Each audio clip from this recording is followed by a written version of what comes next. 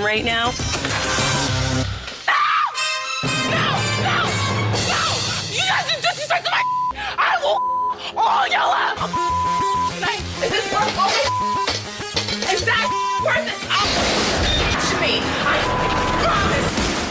Is that $100,000 Is that $100,000 네, 이런 인물 소개 영상은 정말 간만인 것 같네요. 작년부터 다루겠다고 몇 번 언급을 했던 인물들인데 해외에 옷 잘 입는 인플루언서들 관심 있으신 분들은 이름은 모르더라도 사진은 꼭 한 번쯤 봤을 법한 인물들입니다.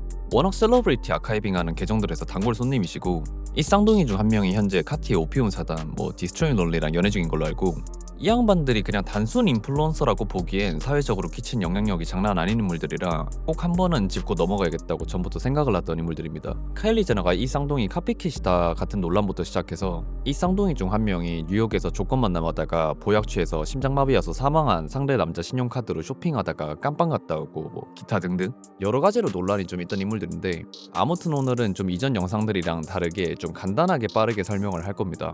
어차피 영상 길게 만드니까 다 안 보는 것 같더라고요. 그래서 좀 심플하게 하려고 합니다. 오늘 소개할 인물은 바비 패션의 상징이 된 범죄자 자매 클레르몽 트윈스입니다.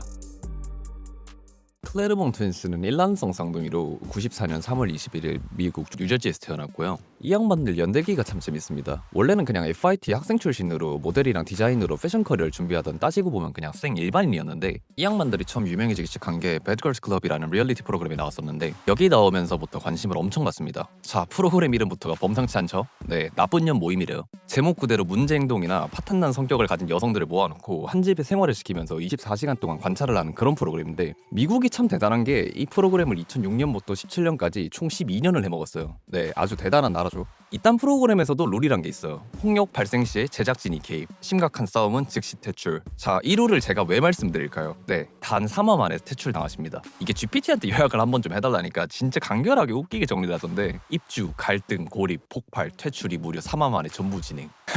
뭐 욕하고 사람 갖다 패는 거는 기본으로 시작을 해서 다른 출연자 옷이나 가방 등 물건을 찢거나 부숴버리고 얘네 그리고 일란성 쌍둥이거든요. 항상 같은 편이겠죠? 누구랑 싸우든 2대 알파로 시작을 하는 거예요. 결론적으로 지속된 야차로 인해서 퇴출을 당하시고 여기서 인호님들의 행보가 끝이 나냐? 아닙니다. 이 단 3화 임팩트가 너무 강렬해서 현재까지도 이 당시 클립들이 계속 밈으로 회자될 정도로 대중의 관심을 받고 있고요. So the just advice for the haters, like, you don't pay our bills, and we're the baddest bitch. Okay. 여기까지가 2015년입니다. 이제부터가 시작이에요. 15년도에서 방송에서 퇴출된 이후로 코어 팬을 다져가다가 16, 17 시즌에 비주얼 재건축에 들어가십니다. 성형 작업에 들어가신 건데 근데 이게 단순한 얼굴 성형 그런 게 아니에요. 인호님들의 성형은 미의 기준을 재정립했다라고 평가받을 정도로 파급력이 엄청 셌어요. 비포랑 애프터 비교를 해도 차이는 명확하게 느껴지실 거고 그냥 아예 새로 태어났어요. 바비 인형같이 극단적으로 조형된 실루엣에 가슴 확대랑 립필러 등등 여러 시술을 거쳐 하이 글래머 스타일로 재탄생해서 럭셔리 배드비치 이미지 여성 래퍼들과 셀러브리티 스타일에 영향을 끼침과 동시에 인스타그램 바비 패션의 상징이 됐습니다. 거기다 성형 전엔 그래도 얼추 두 사람이 구별이 좀 됐는데 성형하고 나서부터는 그냥 아예 컨트롤 C 컨트롤 V 한 거 마냥 똑같아졌어요. 이 정도면 롤리랑 데이트할 때 피곤하면 한 명 데이트 대타나가도 모르겠는데 아무튼 이렇게 스타일과 외모 재건축을 하고부터 노를 엄청 졌습니다.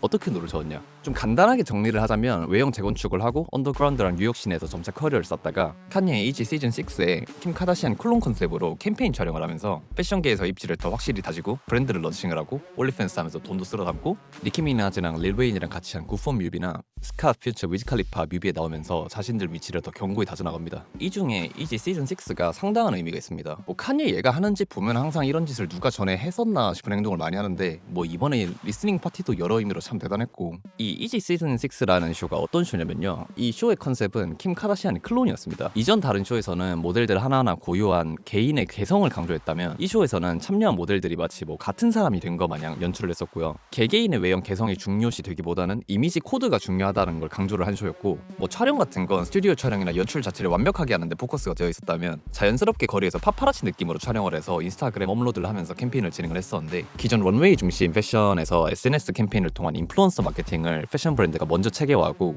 같은 룩이랑 비슷한 얼굴들을 계속 연출함으로써 복제라는 새로운 미학을 확산시키고 각각의 외형보다는 캐릭터와 이미지를 중심적으로 한 새로운 캐스팅 기준을 제시했다라는 평가를 받습니다. 칸예가 이렇게 의도한 바에 클레르몽 트윈스는 누구보다 적합한 인물이었다라는 겁니다. 그리고 클레르몽 트윈스가 리얼리티 쇼 출신 인플루언서에서 하이 패션계로 완벽하게 넘어가서 패션 인물로 탈바꿈된 아주 중요한 쇼였습니다. 칸이랑도 위에 뭐 계속 같이 하던 것 같고, 오피움 사단이라고는 볼 수가 없는데 아무래도 디스트로잉 롤리랑 연애 중인 것으로 확인이 돼서 오피움 사단이랑 같이 있는 게 자주 눈에 띄고, 리고벤스나 배트몽 쇼에서도 최근에 얼굴 비쳤었고, 위글러 한동안 되게 자주 입고 나왔었는데 위글러랑 사이 되게 좋아 보이더라고요.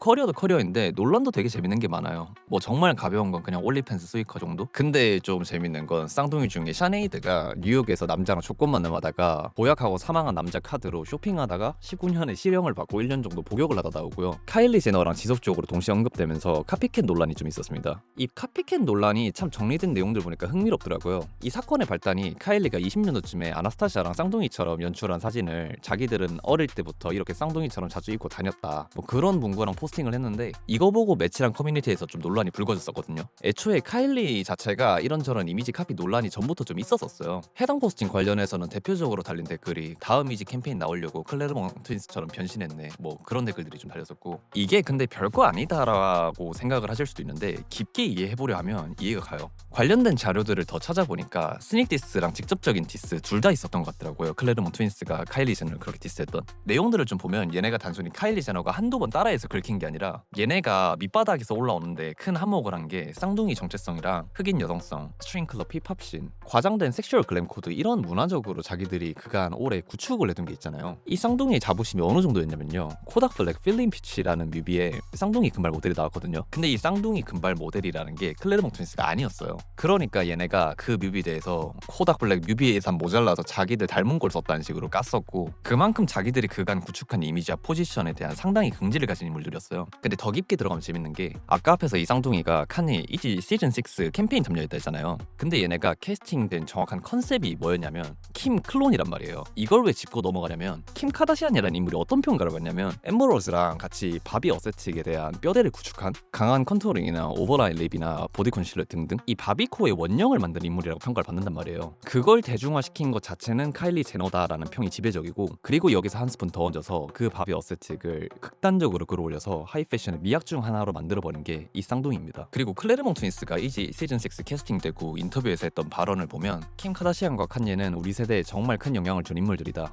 이 프로젝트에 참여한 것을 영광으로 느낀다, 자신들이 인정받았다고 느낀 순간이었다고 말을 했단 말이에요. 여기서부터는 제 개인적인 생각인데, 이 발언들을 차용해보면 자기들도 킴 카다시안의 영향을 받았다라고 인정을 했다고 해석을 할 수가 있겠죠. 한마디로 쌍둥이 캐릭터로 만들어둔 그 포지션을 카일리 같은 백인 셀러브리티가 단순하게 쉽게 자기들이 쌓아온 결과물의 시장성만 보고 수익으로 전환한다는 불만, 포지션 위협이라고 판단을 한 거죠. 뭐 사건 자체는 카일리 제너 측 반박은 없었고 그냥 자연스럽게 시간 지나면서 붙였습니다. 아무튼 그냥 켄달 제너가 최고입니다.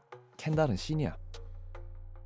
네, 오늘은 클레르몽 트윈스 한번 다뤄봤고요. 이 사람들 옷 되게 잘 입는데 이게 사진 수위가 너무 높다 보니까 녹당 먹을까봐 자료 많이 넣기가 애매해서 내용들을 좀 많이 쳐냈습니다. 이 양반들 옷 진짜 잘 입어서 궁금하시면 인스타 들어가서 마저 보시길 바라고요. 요즘 제가 해외 동향들 좀 읽으면서 넥스트 아이콘이 누굴까, 카티 다음에 누굴 봐야 할까가 참 의문이었는데, 개인적인 스타일로 요즘 되게 참고를 많이 하는 건 러시아 쪽 애들 카이엔젤, 나인마이스랑 포슈라의 몰리, 그리고 영국의 영블러드 정도를 좀 보고 있는데, 이건 너무 개인적인 취향이고 트렌드를 이끌 찐 넥스트가 누굴까 하는 생각을 계속 했단 말이에요. 그러던 찰나에 어제 칸예 리스닝 파티를 제가 다녀왔는데, 거기서 만나 뵌 분들이랑 카페 가서 패션 이야기로 3시간을 태우고 왔는데, 거기 계셨던 칸붕이 선생님께서 되게 재밌는 이야기를 하나 해주셨단 말이에요. 그 이야기 듣고 제가 흥미롭게 보기 시작한 인물이 하나 생겼거든요. 그래서 어제부터 좀 찾아보고 있는데, GD 전성기 패션 영상 다루고 난 이후에 한번 다뤄보면 재밌을 것 같더라고요. 아무튼 다음 영상 마무리 좀 하러 가보겠습니다.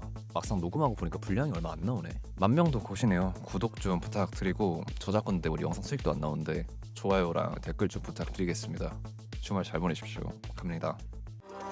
No merecemos tú y yo, no merecemos tú y yo, no merecemos tú y yo. Let's dance all night, toda la noche como let's get real high. Toda la noche baby fuck me tonight. I know you want me, I'll be yours like nobody, baby see you like that. Let's dance all night, toda la noche como let's get real high. Toda la noche baby fuck me tonight. I know you want me, I'll be yours like nobody.